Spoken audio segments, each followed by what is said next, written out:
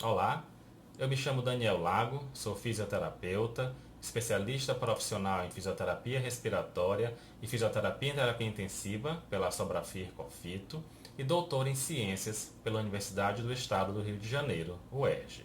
Sou de São Luís, Maranhão e fui convidado pelo Fisioterapia Responde para falar com vocês sobre modos ventilatórios.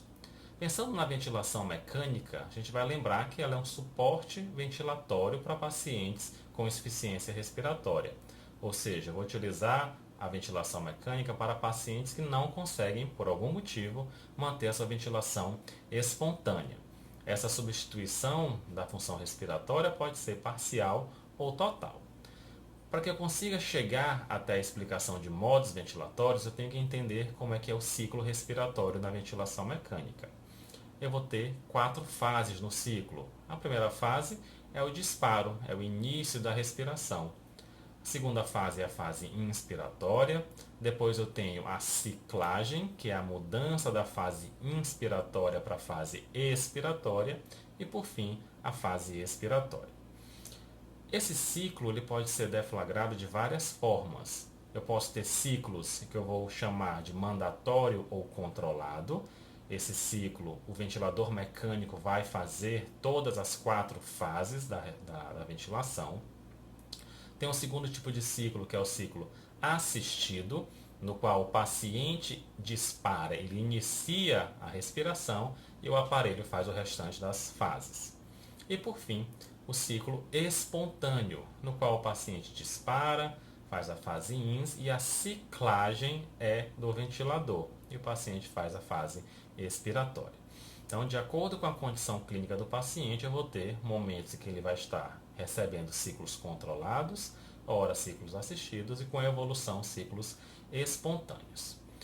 Os modos ventilatórios básicos que nós temos atualmente, que conseguimos ventilar basicamente todos os pacientes que temos, são 3.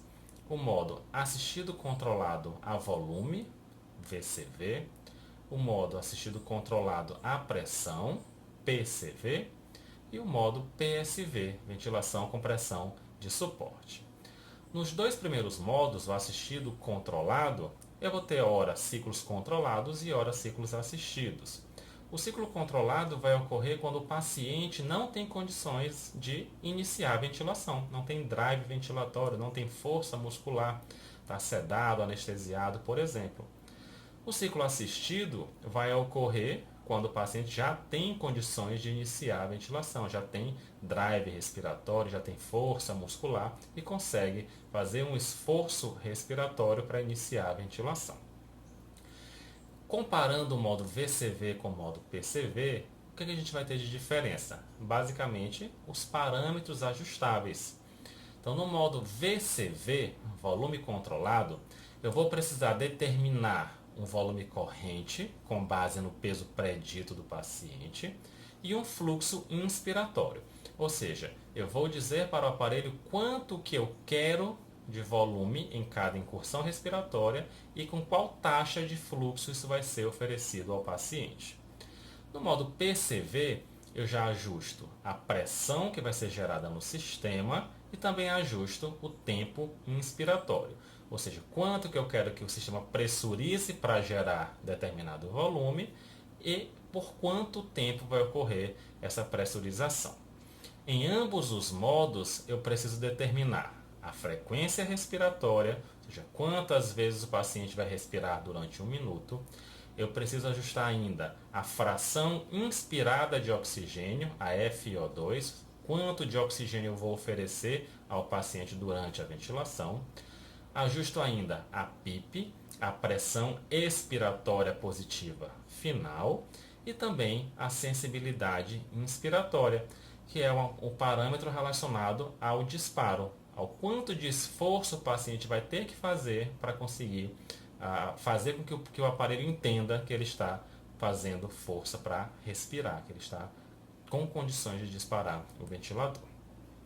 O modo PSV, que é um modo com ciclos espontâneos, ele já vai ser usado numa fase mais tardia da ventilação, já no desmame. mas é importante lembrar que a gente deve estimular que isso ocorra o mais cedo possível para evitar a disfunção diafragmática, para que o paciente consiga trabalhar com seu diafragma mais precocemente possível. Então, nesse modo ventilatório, a gente vai ajustar a pressão de suporte, ou seja, quanto de pressão eu vou gerar no ventilador. Ajusto ainda a PIP, a FO2 e a sensibilidade inspiratória.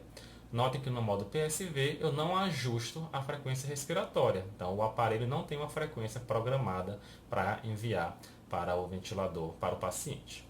Certo? Agradeço aí a oportunidade, a Fisioterapia Responde e fico à disposição de vocês para tirar qualquer dúvida posteriormente. Até a próxima!